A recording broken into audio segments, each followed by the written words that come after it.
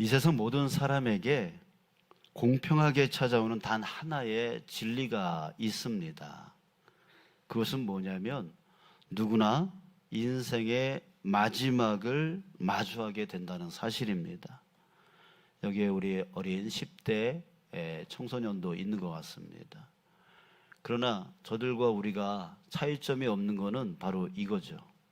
저들도 마지막이 오고 우리도 마지막이 온다는 거예요. 우리는 빠르게 지나가는 시간을 멈출 수 없습니다. 벌써 6개월이 지나버렸어요. 올해도. 조금 있으면 또 한 살 더 먹어요. 참 거시기 합니다. 자, 이렇게 우리는 시간을 붙잡아 놓을 수가 없어요. 또 우리가 이 땅에서 누리는 건강, 또 명예, 그리고 물질, 결국 영원하지가 않습니다. 그래서 지혜로운 성도는 어떤 자일까요? 지혜로운 성도는 어떤 자입니까? 바로 인생의 끝자락, 즉 우리의 마지막을 늘 염두에 두고 오늘을 살아가는 성도, 그런 성도가 바로 지혜로운 삶을 살 수 있는 성도인 것이에요. 자, 그래서 우리는 이 질문을 꼭 자신에게 해봐야 됩니다. 나의 마지막은 어디를 향하고 있는가? 나의 마지막은 어디를 향하고 있는가? 또 나는 마지막 날에 무엇을 거두게 될 것인가? 여러분, 우리가 이 두 가지의 질문을 자기 자신에게 꼭 해봐야 돼요. 저는 간절히 바라기는 이번 한 주간 여러분들이 이 질문을 자기 자신에게 하는 한 주간이 되어졌으면 좋겠습니다. 따라해 볼까요? 나의 마지막은 어디를 향하고 있는가? 나의 마지막 날에 무엇을 거두게 될 것인가? 네. 자, 여러분, 우리 인생에는 두 가지의 종착점이 있습니다. 21절을 우리 함께 읽을까요? 그 두 가지 종착지 중에 한 가지를 말해주고 있습니다. 읽겠습니다. 시작. 너희가 그때에 무슨 열매를 얻었느냐? 이제는 너희가 그 일을 부끄러워하나니 이는 그 마지막이 사망임이라. 사망. 자, 또 다른 종착지는 무엇이냐면 22절입니다. 또 함께 읽겠습니다. 시작. 그러나 이제는 너희가 죄로부터 해방되고 하나님께 종이 되어 거룩함에 이르는 열매를 맺었으니 그 마지막은 영생이라. 자, 영생. 우리 인생의 두 가지의 종착지, 그것은 바로 사망 그리고 영생입니다. 여기서 사망이라고 하는 것은 그냥 늙어 죽는 것을 얘기하는 게 아닙니다. 영적으로 하나님과 완전히 단절된 상태를 말하는 것이고요. 요한계시록에서는 이것을 둘째 사망 이렇게 표현하고 있습니다. 곧 뭘 얘기하냐면 영원한 지옥 형벌을 말하는 것이죠. 계시록 21장 8절에 이렇게 기록되어 있습니다. 불과 유황으로 타는 못에 던져지리니 이것이 둘째 사망이라. 예, 사망. 그 둘째 사망이라고 하는 것을 우리가 받게 되어지면 불과 유황으로 타는 못에 던져지게 되어진다라고 성경은 말하고 있습니다. 영생은 무엇일까요? 영생은 이와 완전히 다릅니다. 하나님과의 영원한 친밀한 관계를 누리는 풍성한 삶입니다. 이것을 우리는 뭐라고 부릅니까? 천국이라고 부르죠. 천국은 어떤 장소를 말하는 게 아닙니다. 바로 하나님과 영원히 친밀한 관계 속에서 살아가는 것, 이것이 바로 천국이라고 하는 거예요. 그래서 하나님과 친밀한 관계를 영원히 누리는 자에게 뭐가 없습니까? 걱정이 없죠. 근심이 없죠. 두려움이 없습니다. 슬픔과 아픔이 없습니다. 이게 뭐예요? 바로 천국이라는 거예요. 그래서 여러분, 천국은 장소가 아니기에 하나님과 친밀한 관계 안에서 누릴 수 있는 것이 바로 천국이기에 지금 우리 이 삶을 살면서 그 천국을 맛볼 수 있게 되어지는 거예요. 왜? 하나님과 친밀한 관계를 누릴 때에 그때 내 안에 걱정이 사라지고 근심이 사라지고 염려가 사라지고 두려움이 사라지고 슬픔과 아픔이 사라지게 되어질 때, 그때 우리는 천국을 맛보았다라고 하는 거예요. 근데 그 천국을 계속 누리면 좋겠는데 그러질 않는 거예요. 이런 유혹, 저런 상처, 이런 아픔, 이런 것들로 인해서 하나님과의 친밀한 관계가 깨어질 때가 있어요.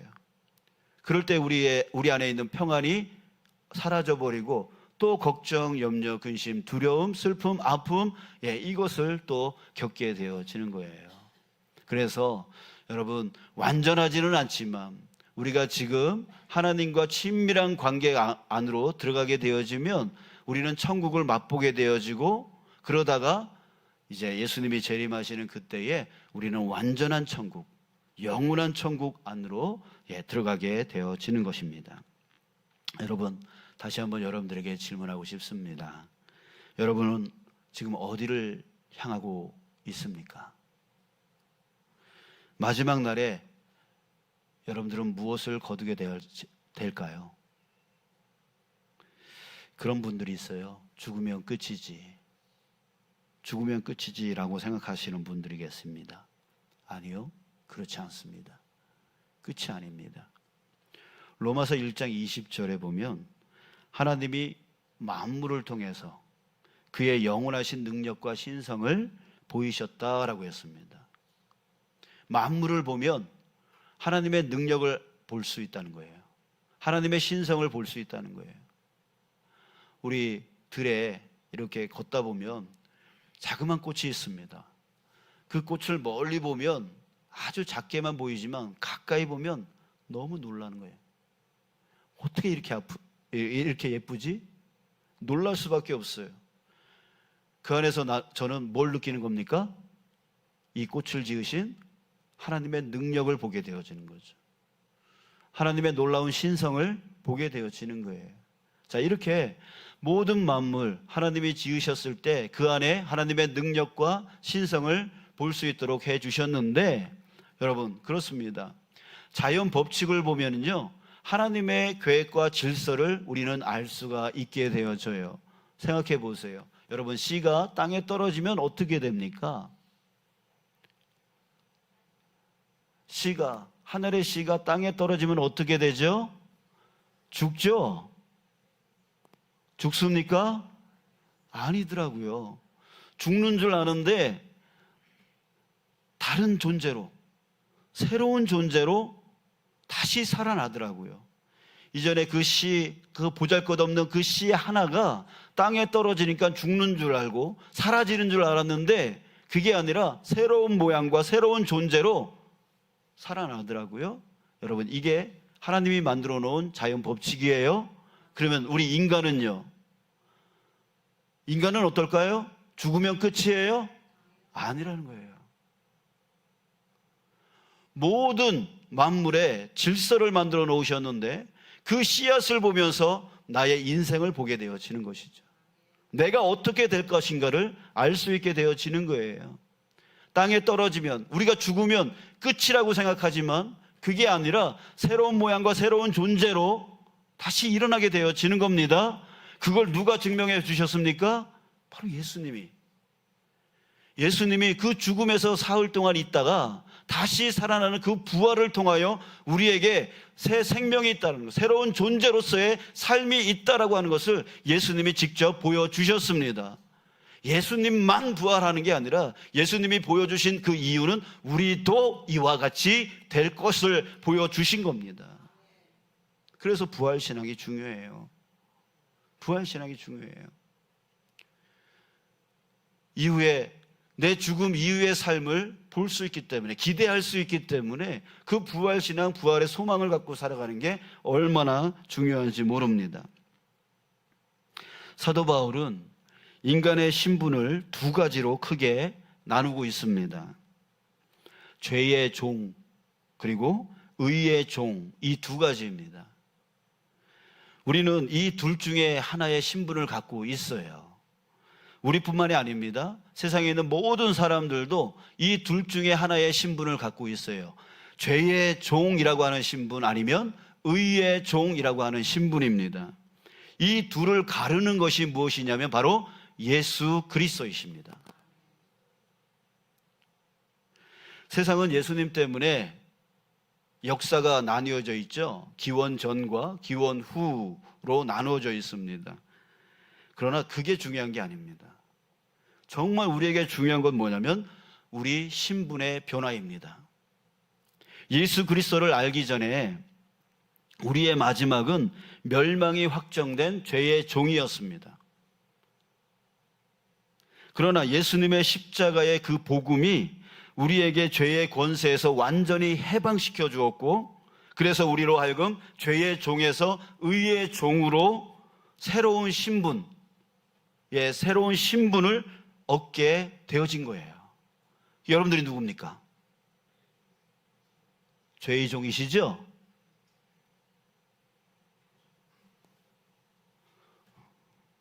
대답을 안 하니까 죄의 종 같아요. 여러분들이 누굽니까? 의의 종이십니다. 의의 종이십니다. 아멘이 약한 거 보니까 아직 아닌 것 같습니다. 의의 종이십니다. 네. 여러분들의 지금 신분은 의의 종이에요. 누구로 인하여? 예수님으로 인하여. 예수님을 나의 구원의 주님으로 영접한 그 모든 사람들에게 하나님의 자녀된 권세가 있듯이 바로 우리로 하여금 의롭다 인정을 받는 의의 종이 되어진 것이에요.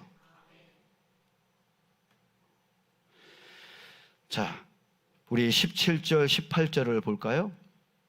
또 함께 읽읍시다. 17절, 18절 시작. 하나님께 감사하리로다.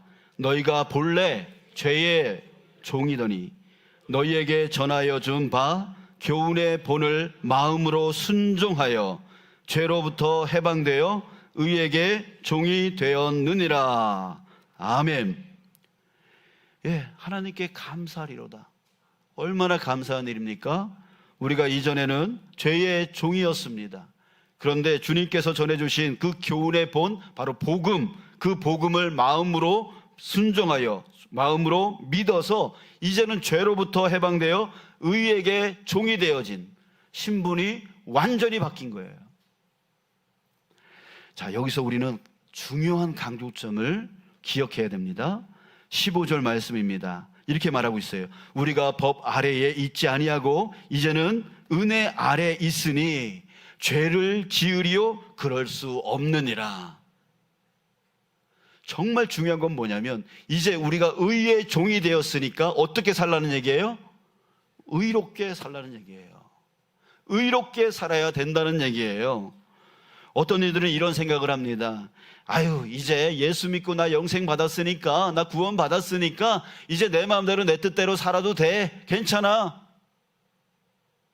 여러분, 사도 바울 당시에 사람들이 이런 생각을 했던 거예요.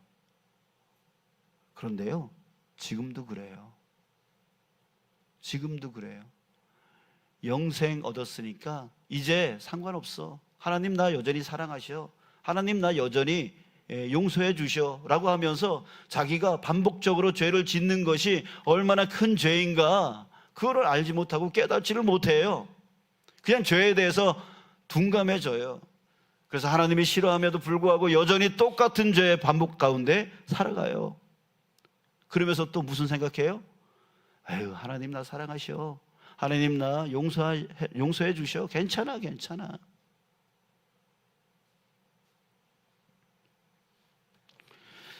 그러나 여러분, 하나님의 구원의 은혜는 죄에 대한 면죄부를 준 게 아닙니다.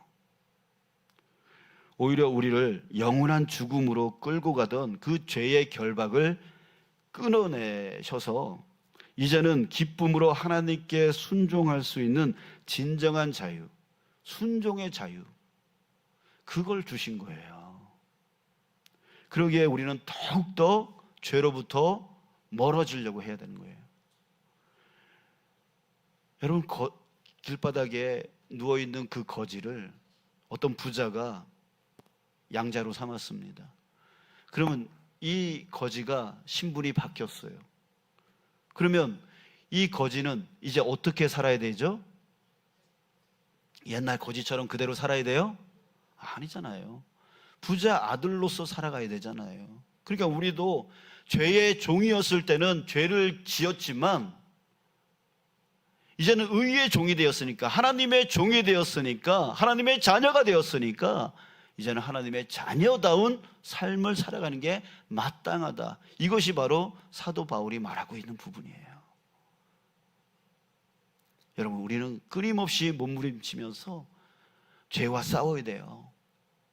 왜? 내가 누구이기에? 의의 종이 되었기에. 의의 종이 되었기에 죄와 싸워야 돼요. 몸부림치면서 하나님, 오늘도 죄를 지었네요. 용서해 주십시오. 다시는 이 죄 가운데 빠지지 않도록 저로 인도해 주십시오라고 하면서 주님 앞에 간절히 기도하면서 하나님이 기뻐하시는 삶을 살아낼 수 있도록 힘달라고 해야 되는 거예요. 13절에서 말씀하고 있습니다. 또 우리 함께 읽읍시다. 13절 시작. 또한 너희 지체를 불의의 무기로 죄에게 내주지 말고 오직 죽은 자 가운데서 다시 살아난 자같이 너희 자신을 하나님께 드리며 너희 지체를 의의 무기로 하나님께 드리라. 이제는 의의 종이 되었으니까 불의의 우리의 지체가 뭡니까? 눈, 코, 입, 이런 팔다리 이런 게 몸의 지체 아닙니까? 이 지체를 사용할 때에 불의의 무기로, 불의를 일으키는 그런 무기로 삼지 말고 이제는 의로운 삶을 살 수 있는 무기로 이 눈, 코, 입, 귀, 이 팔, 다리, 이 몸 전체를 그렇게 사용해 나가라. 하나님께 드려라 라고 말하고 있는 겁니다. 그러기에 여러분, 우리는 매 순간 선택을 해야 됩니다. 우리는 선택 앞에 매일 서게 되어지죠. 내 입술을 남을 비방하고 원망하는 불의의 무기로 죄에게 빼앗길 것인가? 아니면 하나님을 찬양하고 영혼을 살리는 의의 무기로 하나님께 쓸 것인가? 여러분, 이 선택을 우리는 매일매일 해야 된다는 거예요. 마음은 뭐 하고 싶습니까? 내 마음대로 하고 싶어요. 내 뜻대로 하고 싶어요. 내 감정대로 하고 싶어요. 그 감정이 어디로 향하고 있습니까? 에휴, 저 사람 하면서 비난하고 싶은 마음이 들어요. 원망하고 싶은 마음이 들어요. 그러나 그것은 우리를 불의의 무기로 사용하는 겁니다. 그건 하나님이 기뻐하지 않으시는 거죠. 우리는 선택을 해야 돼요. 내 입술이 하나님을 찬양하리라. 내 삶이 영혼을 살리는 일에 섬기리라. 헌신하니라. 여러분, 우리가 이런 선택을 하면서 나가야 돼요. 사탄은 우리의 귀에다 대고 끊임없이 너를 위해서 살라 그래요. 너가 높아져야 된다고 말해요. 너가 강해져야 된다고 말해요. 너가 부자 되어야 된다고 말해요. 그러면서 다른 사람들을 깎아내려야 된다고 말하고, 그리고 이겨야 된다라고, 경쟁에서 이겨야 된다라고 하면서 우리 귀에다 대고 말을 해요. 그럴 때 우리는 선택해야 돼요. 아니야, 나의 입술은 하나님을 찬양하는 입술이 될 거야. 나의 삶은 하나님께 영광 올려드리는 삶을 살 거야 라고 하면서 이 선택을 행하여 나가는 그런 삶이 되어져야 된다는 거죠. 내가 하나님을 믿으면 자동으로 그렇게 살아가는 게 아닙니다. 자동으로 그렇게 내가 믿음이 부족해서 이렇게 힘들게 살아가지, 이게 아니에요. 믿음이 성장하면요 더 힘들어져요. 왜? 사탄도 더 많이 우리를 공격할 것이기 때문에. 그래서 이 믿음의 삶은 죽을 때까지 힘든 거예요. 매일매일의 싸움이고 매일매일의 선택을 해나가야 되는 삶인 거예요. 사도 바울 자신은 예수님을 알기 이전에 하나님 뜻을 이룬다는 목적으로 사람들을 율법에 얽매이게 만들었습니다. 거기에 거기서 벗어난 사람들을 비난했고요. 또 급기야 자기 생각에 저 사람 잘못했어 라고 생각했던 그 예수님을 추종했던 그런 사람들을 감옥에 쳐넣었고 또 죽음으로 내몰았습니다. 즉 자기 생각이 기준이 돼서 남을 판단하고 괴롭히는 삶을 살았던 것입니다. 자, 그러나 예수님을 알고 믿은 이후에 그의 삶은 완전히 바뀌었습니다. 예수님이 자신을 십자가에 희생시켰듯이 바울도요, 남을 희생시키는 자가 아니라 자기 자신을 희생시키는 사람으로 바뀌어졌습니다. 남을 괴롭히는 삶을 살지 않았어요. 즉 자신을 희생하여서 다른 사람을 살리는 삶을 살았던 것이에요. 그는 다른 사람을 바꾸려 하지 않았습니다. 너 이렇게 바꿔야 돼! 라고 하지 않았습니다. 오히려 자기를 바꿨습니다. 유대인에게는 유대인같이 되었고요, 이방인에게는 이방인같이 되었고, 율법 아래 있는 자에게는 율법 아래 있는 자같이 되었고, 약한 자에게는 약한 자와 같이 되었습니다. 왜요?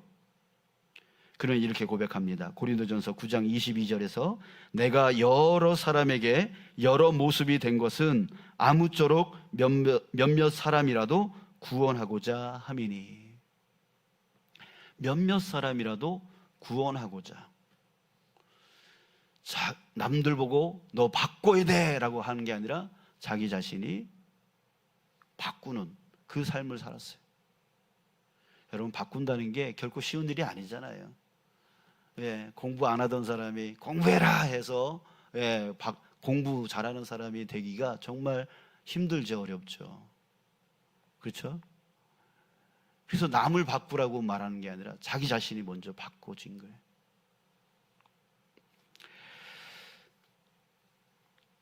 여러분, 그는 이렇게 하기 위해서 많은 괴로움을 이겨내야 했습니다. 이전에는 남을 괴롭히는 사람이었지만 이후에는 자기가 괴로움을 당하는 사람이 되었어요. 그래서 그 괴로움을 이겨내는 삶을 살아야만 했어요. 여러분, 이것이 무엇입니까? 하나님께 쓰임받는 의의 무기입니다. 여러분, 오늘 본문은 이렇게 마무리가 되고 있습니다. 죄의 삭은 사망이요, 하나님의 은사는 그리스도 예수 우리 주 안에 있는 영생이니라. 여러분, 이 말씀은 바로 우리가 왜 의의 무기로 살아야 되는가에 대한 답을 줍니다. 왜입니까? 바로 우리의 종착지가 사망이 아니라 바로 영생, 하나님이 내게 선물로 주신 영생이기 때문입니다. 여러분, 이제 우리 영생을 향해서 달려나가는 저와 여러분 되시길 축복합니다. 오늘을 살아갈 때에 나의 마지막 종착지가 영생이니까 그에 합당한 오늘의 삶을 살기를 바라고, 또 그렇게 나를 방해하는 그 모든 것과 싸워서 내 힘으로 안 되니까 어떻게 해야 돼요? 성령의 도움을 구해야 되겠죠. 바로 기도하면서 주님, 오늘도 내 승질대로, 내 감정대로, 내 짧은 생각대로 살아가지 않게 하시고 주님의 의의 무기로서 살아가게 하옵소서. 나에게 그 힘을 주시고 나에게 그 능력을 부어 주시옵소서. 이 기도와 또한 그 삶의 결단이 우리에게 매일매일 있어야 된다라고 하는 것입니다. 여러분, 다시 한번 여러분들 대답해 보십시오. 여러분들의 종착지는 어디입니까? 여러분들의 종착지는 어디입니까? 영생입니까? 사망입니까? 영생이길 바라겠죠. 그러나 영생이길 바라지 마시고 영생임을 믿으시기 바랍니다. 여러분들이 이미 예수 그리스도께서 여러분들을 대신해서 피 흘려 주셨습니다. 여러분들 그 피의 능력을 아까 찬양했고요, 또 믿으십니다. 그러면 됐습니다. 여러분들이 이미 의의 종이 되었고 이제는 영생을 얻었습니다. 이제 우리가 달려나가는 그 길은 영생을 얻기 위한 길이 아니에요. 영생을 얻기 위해서 싸우는 그 길이 아니라 영생을 지키기 위한 길입니다. 영생을 지키기 위해서 매일매일 의의 종이 된 자로서 의롭게 살아가기로, 죄에 함몰되어지지 아니하고 의롭게 살아가기를 매일매일 싸우며 살아가는 자 된 것이에요. 여러분, 그 믿음, 그 의를 꼭 지켜나가는 저와 여러분들 되시길 축복합니다. 자, 그런데 여기에 멈추면 안 돼요. 내 믿음을 지켜내는 거, 거기에 멈추면 안 됩니다. 여러분들, 하나님께서 이스라엘 백성을 선택하신 이유가 뭔지 아십니까? 그 이스라엘 민족이, 유대인들이 남들보다 더 똑똑하고 능력이 있어서요? 아니에요. 지금 세계의 모든 재정을 유대인들이 다 짊어지고 있다, 가지고 있다, 이렇게 얘기해서 그들이 뭔가 특별할 것 같다, 이렇게 생각을 하는데요. 아니에요. 이스라엘은 우리나라 땅에 강원도 땅만큼 그보다 적을 거예요. 세계에서 가장 작은 나라 중에 하나입니다. 근데 하나님께서 그 이스라엘 민족을 택하셨어요. 택하신 이유는 딱 한 가지입니다. 바로 이들이 구원의 은혜를 먼저 누리고 그 구원의 복음을 세계에 있는 모든 사람들에게 전하는 장자적인 역할을 하라는 거예요. 이게 바로 하나님의 비전, 하나님의 꿈이에요. 그런데 이 이스라엘 백성들이 그 하나님의 꿈을 자신의 비전으로 삼지를 않았어요. 그저 자기네들은 우월한 민족이고 다른 이방인들은 다 열등한 민족이다 이러면서 자기네들만 자랑하는 그런 삶을 살았어요. 자기네들의 믿음만 지켜나가는 그런 삶을 살았어요. 여러분, 우리는 그런 죄를 반복해서는 안 돼요. 여러분, 내 믿음만 잘 지키면 돼. 나만 의롭게 살면 돼. 나만 영생을 지켜서 천국으로 나아가면 돼. 이런 생각을 갖고 살아가는 것은 바로 이스라엘 민족이 자신이 선택된 민족이다 하면서 그 세상 모든 민족을 열등한 민족이라고 하는 것과 똑같은 죄예요. 여러분, 우리는 어떻게 살아야 됩니까? 하나님이 이스라엘 백성을 세상의 모든 사람들에게 복음을 전하기 위해서 우리를 먼저 영생을 갖게 해 주신과 같이 우리는 그 뜻을 알고 그 하나님의 꿈이 나의 비전으로 삼고 우리도 각각 하나님이 보내주신 직장, 하나님이 보내주신 그 가정, 하나님이 보내주신 그 지역 안에서 그 영생의 복을 누려 나가는 것을 많은 사람들에게 비출 줄 알아야 되는 거예요. 증거할 줄 알아야 되는 거예요. 그러기에 먼저 우리가 하나님께 더 집중해야 되는 거고, 그래서 하나님의 그 영생의 복을 우리가 먼저 누려야 되는 거고, 그리고 그것을 증거 삼아 나아가서 사람들에게 복음을 증거해야 되는 것입니다. 여러분, 우리에게 나머지 인생 그 사명이 있음을 다시 한번 저와 여러분들이, 우리 주문진 교회가 바로 깨닫기를 간절히 소망합니다. 어떻게 하면 건강하게 살까? 어떻게 하면 좀 더 많은 재물을 얻으며 살까? 건강하면 좋죠. 물질 많으면 좋죠.